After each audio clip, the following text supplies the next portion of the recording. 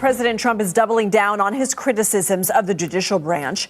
Since the president took office, there have been several cases of federal judges temporarily stopping the administration from dismantling agencies or firing government employees.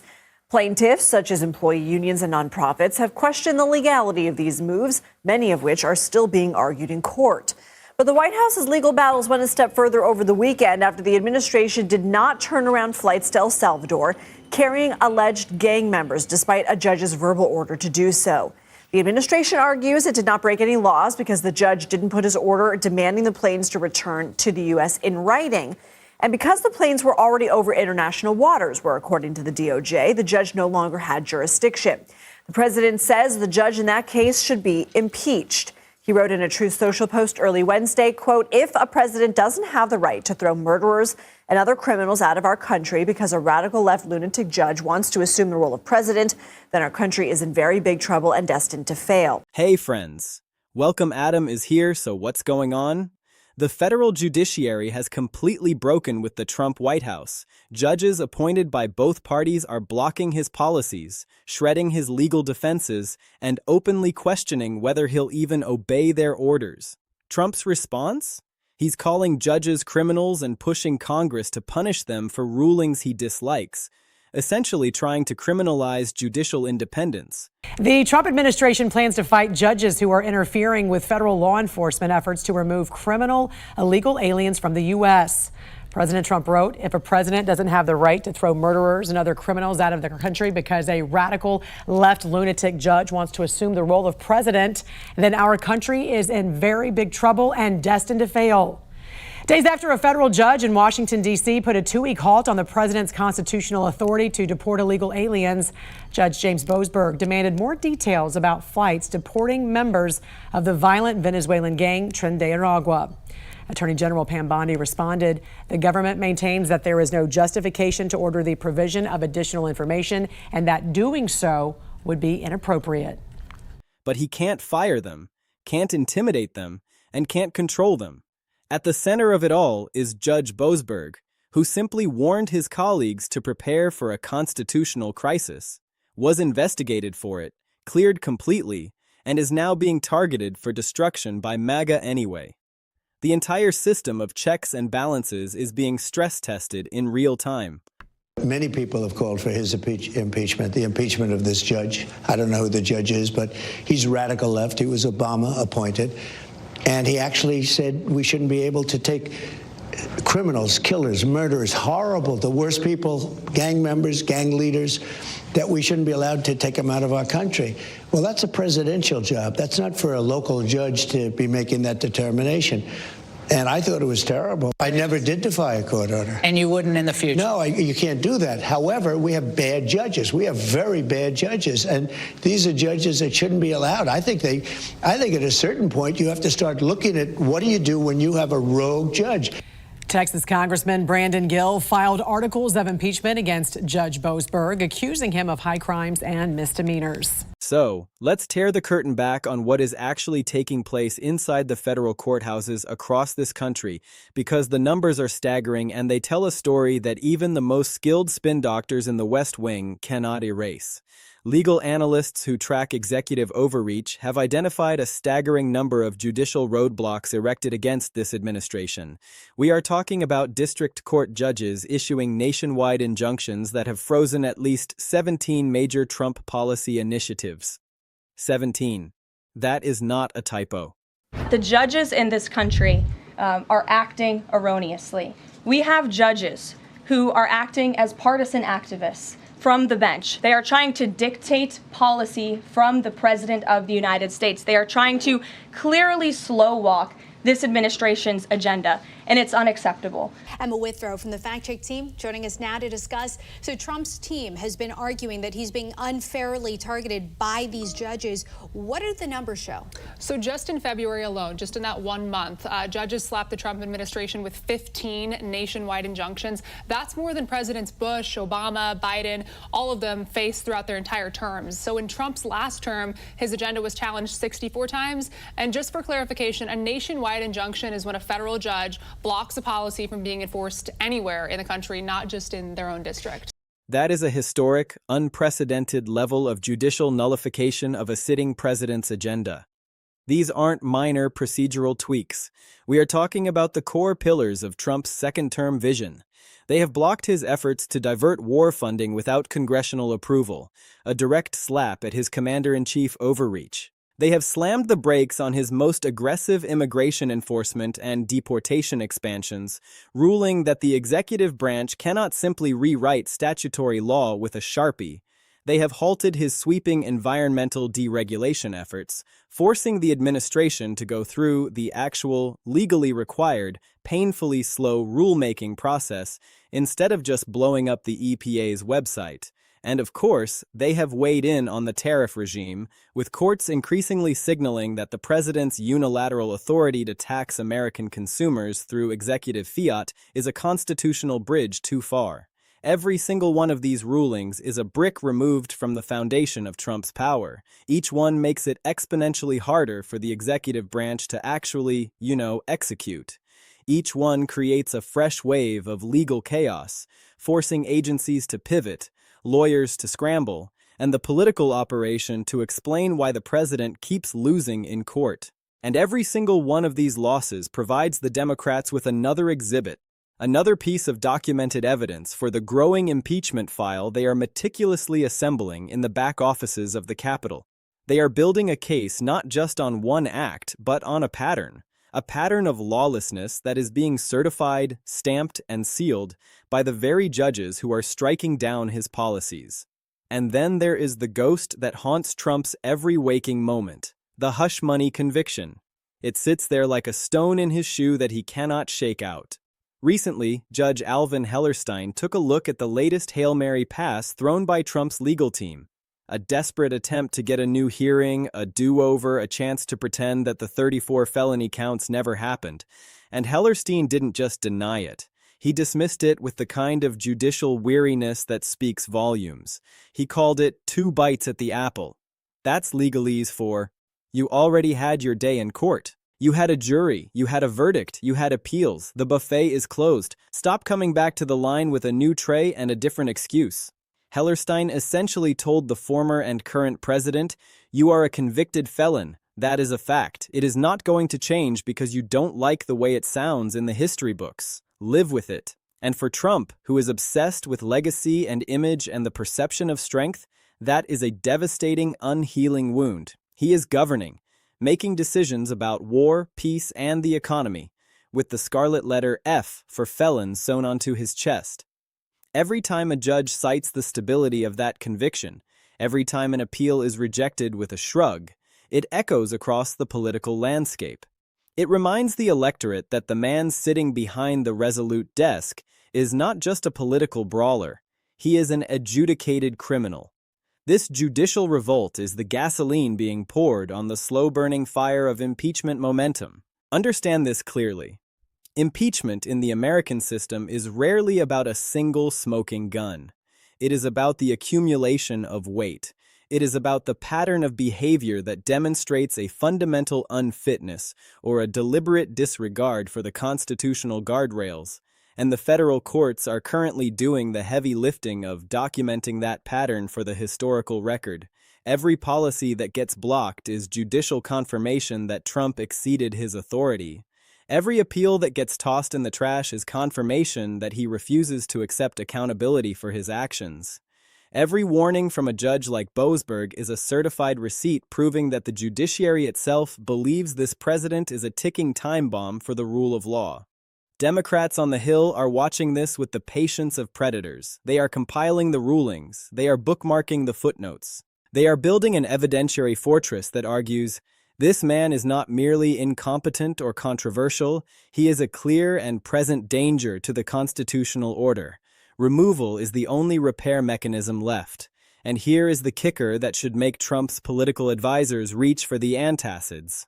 There are Republicans, quiet ones, the kind who still read the Federalist Papers and worry about what the history books will say about them, who are starting to crack, not in public, not on Hannity, not yet.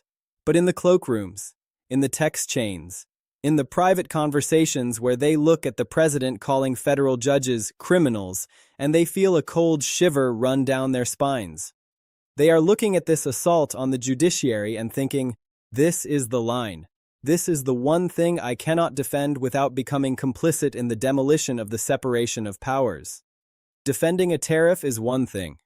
Defending a foreign policy blunder is another.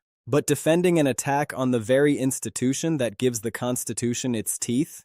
That is a different moral calculus entirely. They know that if impeachment comes, and the way things are accelerating, it is coming like a freight train, they might have to choose between the wrath of the MAGA base and the survival of the republic they swore an oath to protect. And for some of them, especially the ones with one foot out the door toward retirement, the choice is becoming painfully, unmistakably clear.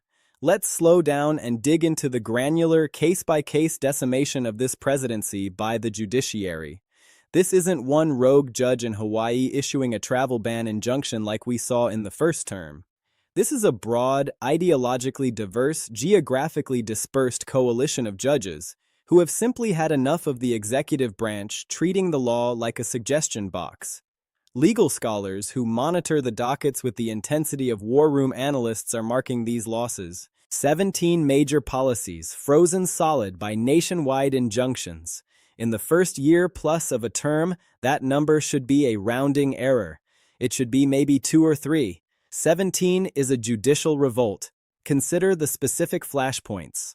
The war funding diversion scheme. Trump, frustrated by the pace of congressional authorization, attempted to move mountains of military appropriations like chess pieces to fund his aggressive posture toward Iran. The courts looked at the plain text of the Constitution and the power of the purse and said, absolutely not. That's Congress's money. Keep your hands off it. Then there's the immigration front. The administration tried to massively expand the scope of deportations and detention in ways that simply aren't found in the Immigration and Nationality Act. Judges, citing the Administrative Procedure Act and basic statutory construction, slammed the door shut. And the environmental rollbacks, those sweeping efforts to gut regulations that protect air and water. The courts have consistently held that you cannot just delete a regulation with a tweet. You have to follow the law to change the law. The pattern is unmistakable, and it is devastating to the narrative of a strong, effective executive. Trump keeps overreaching. He keeps claiming powers that the Constitution reserves for the legislative branch or, frankly, doesn't grant to anyone. And the courts keep smacking his hand away. Not because they are Trump deranged or part of some shadowy cabal. They are doing it because the law is actually demonstrably on the other side. Trump's problem is that he views the law as a hindrance to action, whereas judges view it as the entire field of play. When he tries to step out of bounds, they blow the whistle, and his reaction to being penalized is not to adjust his game plan. It is to scream that the referees are criminals and should be arrested. That reaction is the most damning evidence of all. It proves the judge's point. It shows that he genuinely believes he should be immune from oversight, that the judicial branch exists only to validate his whims. And that is precisely the kind of mindset that the framers of the Constitution lost sleep over. Now let's return to Judge Boasberg because his situation is the canary in the constitutional coal mine. When a sitting federal district judge in the District of Columbia starts sending private collegial warnings to other judges that they need to be prepared for a scenario where the commander-in-chief simply pretends a court order doesn't exist, we are in uncharted waters. Boasberg wasn't holding a press conference. He wasn't trying to get booked on a Sunday show. He was doing the grim, sober work of a judge facing a potential collapse of his own institutional authority. He was telling his brethren, "We need a plan for when the executive branch decides it is no longer bound by Article 3. And the reaction from the Trump ecosystem was instantaneous and vicious. They weaponized the judicial ethics process against him. They filed complaints alleging bias, alleging that Boasberg had prejudged the president's intentions. They demanded his impeachment from the bench. It was a classic Trumpian move. Attack the messenger who warns of the coming storm. But the judicial system, even with its flaws, is not as easily steamrolled as a cabinet secretary. The ethics inquiry took its course. They examined the statements, they looked at the context, and they came back with a clean bill of health. Because the truth is, Boasberg wasn't showing bias against Trump. He was showing foresight about the consequences of Trump's own words. When a president repeatedly calls the judiciary illegitimate, when he labels specific judges as enemies of the people, it is not bias to anticipate that he might act on those words. It is common sense. This gets us to the absolute nuclear core of the crisis we are living through. What is the remedy if he actually does it? What happens on that terrible Tuesday when a federal judge says, "Mr. President, you cannot divert those funds," and the Pentagon does it anyway? What is the mechanism for enforcing the law against the man who controls the Department of Justice and the United States Marshals? The answer, as uncomfortable as it is for a polarized Congress to face, is impeachment. That is the constitutional eject button. That is the tool the founders gave the legislative branch to stop a president who refuses to execute the law faithfully or respect the co-equal branches. So every single time Trump opens his mouth and calls a judge a criminal, every single time one of his sycophantic allies in the House files a resolution to impeach a judge for ruling against the president, they are not weakening the case for removing Trump. They are strengthening it. They are building the case for the prosecution. They are standing on the courthouse steps, megaphone in hand, screaming, "We do not believe in judicial review. We do not believe the president is subject to the law." And the Democrats are just sitting back, hitting record and adding it to the impeachment file. And let's not let the hush money saga fade into the background noise. Judge Hellerstein's recent rejection is more than just a legal footnote. It is a psychological anchor. Trump is a convicted felon running the executive branch of the federal government. His legal team has tried every maneuver in the book: removal to federal court, claims of presidential immunity, attacks on the judge, attacks on the jury, and every single door has been slammed in their faces.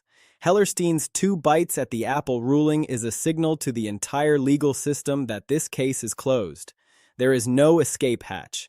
There is no procedural magic trick that is going to make those 34 guilty counts disappear. And for a man whose entire political identity is built on the myth of his own infallibility and the witch hunt narrative, having a court say, "No, you just did the crime and got caught," is an existential threat. It strips away the veneer. It makes the word convicted stick to him like wet paint. And as the 2026 political season heats up, that is a weight that his campaign, or his efforts to maintain control of his party, simply cannot shed. Trump's response to this judicial buzzsaw has been, predictably, to go nuclear with his rhetoric. At a recent gathering of the GOP faithful, he unleashed a tirade that would have made Andrew Jackson blush. He called the judges rogue. He called them criminals. He said they are doing things to the country that are worse than crime. And then he issued his demand: Congress must pass a crime bill to crack down on judges who rule against him. Pause and let the sheer authoritarian idiocy of that statement wash over you. He wants to make it a federal crime for a judge to issue a ruling he dislikes. He wants to criminalize the act of judicial review. That is not how any of this works. That is the opposite of how this works. Judicial independence, the principle that judges cannot be fired or punished for their rulings, is the single most important shield against tyranny in a free society. It is what prevents the president from becoming a king. Trump is openly, loudly, and without shame calling for the destruction of that shield. This rhetoric is not just hot air. It is an accelerant. It is teaching his most fervent supporters that the courts are illegitimate, that their rulings are the work of criminals, and that the president would be justified in ignoring them. He is actively creating a civic reality where a significant percentage of the population no longer believes in the rule of law. He is priming the pump for a crisis where a court order is ignored, and instead of universal condemnation, half the country cheers. And where are the institutional Republicans in all of this? They are hiding under their desks, hoping the tornado passes without touching their house. They know this is wrong. You can see it in their eyes when reporters ask them about it. They squirm. They know that a functioning conservative movement relies on a judiciary that respects the law. They know that attacking judges for doing their jobs is a direct assault on the Constitution they swore to uphold. But they are terrified. Terrified of the primary challenger. Terrified of the mean tweet. Terrified of the mob. So, they offer weak statements about letting the process play out, or they pivot to gas prices. But silence is complicity in a moment like this. By refusing to stand up for Judge Boasberg, by refusing to condemn the call to criminalize judicial rulings, they are greenlighting this behavior. They are signaling to Trump that he can go further, and he will. He always does. But here's the thing about complicity born of fear. It has a shelf life. As the midterm elections draw closer, and as the chaos from the courts, the economy, and foreign policy piles up, the political calculus for these Republicans begins to shift. They start to realize that defending an attack on the courts is political poison in a general election. Moderate suburban voters, the ones who decide who controls the House, they actually like the idea of judges being independent. They think it's a good thing that a president can't just do whatever he wants. So, when Democrats run ads showing Trump screaming that judges are criminals while a graphic shows 17 policies blocked for being illegal, those voters pay attention. So, here is the balance sheet of the current moment. The judicial branch has become the most effective check on executive power this country has seen in generations, blocking policy after policy. Judges are openly, through their rulings and their private warnings, signaling that the president is a constitutional risk. Trump is responding by demanding that the referees be arrested for making calls against his team. His criminal conviction stands as a permanent stain, unassailable and unappealable. Every legal setback drains his political capital. Every outburst against a judge is a self-inflicted wound that makes the impeachment argument more salient and more urgent. And within the Republican conference, there is a quiet but growing recognition that this is not sustainable. Defending a president who wages war on the very concept of an independent judiciary is not a political stance. It is a surrender of the rule of law. And for some of these members, even if it's just a handful of retirees and principled conservatives in safe seats, the line has been crossed. They are looking at the abyss and deciding they would rather lose an election than lose the republic.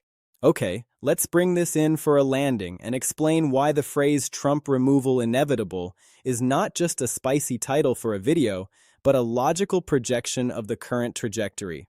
I am not saying it is guaranteed. Nothing in American politics is guaranteed except gridlock and fundraising emails, but inevitable in the sense of a momentum that is building to a breaking point. The structural pieces are locking into place. The evidence of unfitness is being certified by the judiciary. The political will is hardening. The constitutional justification is no longer theoretical. It is a live, breathing, ticking clock. Trump's war on the judges, when layered on top of the economic turmoil and foreign policy humiliation, is creating a perfect storm where the mechanism of impeachment might actually engage. Impeachment is not a policy disagreement. It is reserved for high crimes and misdemeanors. And there is a very strong originalist argument that an attack on the co-equal judicial branch constitutes the highest of high crimes. The framers were obsessed with preventing the rise of a tyrant who would consolidate power by destroying the other branches. They gave Congress the impeachment power specifically to remove a president who threatens the constitutional separation of powers. When Trump calls for the criminalization of judicial rulings, he is doing exactly that. He is threatening the judiciary's ability to function. That is textbook impeachment material. Democrats are not stupid. They are collecting every clip, every transcript, every Truth Social post. They are building a dossier that says, this man does not accept the basic premise of American governance, that no one is above the law. This judicial crisis is not happening in a vacuum. It is happening against a backdrop of a stock market that is hemorrhaging value due to tariff uncertainty. It is happening while Republican leaders are struggling to hold votes because their conference is in open revolt. It is happening after a humiliating climb down on the Iran ultimatum. Trump's approval ratings are underwater. The Epstein files remain a simmering source of distrust. and now the entire judiciary is lined up against him. Each failure feeds the next. The stock market losses make voters angry. Angry voters scare Congress. Scared congressmen start defecting from the president. Those defections embolden more defections. The court losses project weakness. Weakness invites more legal challenges from states and advocacy groups. More challenges mean more losses. More losses mean more rage from Trump. More rage means more attacks on judges. And more attacks on judges give Republicans who are looking for an off-ramp the perfect excuse to jump ship. I can't support a man who calls our federal judges criminals. It's a clean break. It's a virtuous exit strategy. This entire drama is playing out on the eve of the midterm elections. If Democrats ride this wave of chaos and judicial defense back into the majority in the House, which is looking increasingly likely by the day, then impeachment is not just a possibility, it is a near certainty. They will have the gavel, they will have the subpoena power, and they will have a mountain of evidence provided directly by Trump's own mouth and the court's own rulings. And if the Senate flips or even narrows significantly, the math for removal changes drastically. You don't need 67 votes if you only need to flip a dozen Republicans who are tired of defending the indefensible. And that is the calculation happening in the heads of those few remaining institutionalists in the GOP. Defending Trump's attack on the courts is political suicide in a general election. It is a losing message to tell swing voters that you think judges who follow the law should be locked up. The judicial revolt is the perfect campaign message for the opposition. It's not about tax rates or climate change. It's about whether we still have a country where the president has to follow the rules. It's about whether you believe in a government of laws or a government of one man. And when you show voters a montage of Trump calling a respected federal judge a criminal because he ruled against an illegal executive action, that cuts through the noise. It's simple, it's primal, and it is devastatingly effective.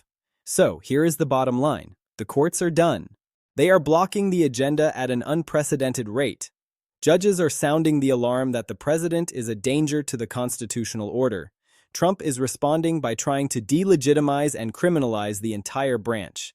His status as a convicted felon is unshakable. Every swing of the gavel weakens him. Every attack on a judge builds the case for his removal. And as his political coalition frays and the midterms approach, the path to impeachment becomes clearer and the path to acquittal becomes murkier. This is a spiral, and the only way out of a spiral in American constitutional law is for the legislative branch to act. Trump's removal is becoming inevitable not because the opposition is strong, but because his own actions are making his continued presence in office constitutionally untenable. He cannot help himself. He must attack. He must defy. And in doing so, he is writing the articles of impeachment himself. The only question left is whether Congress will have the courage to read them aloud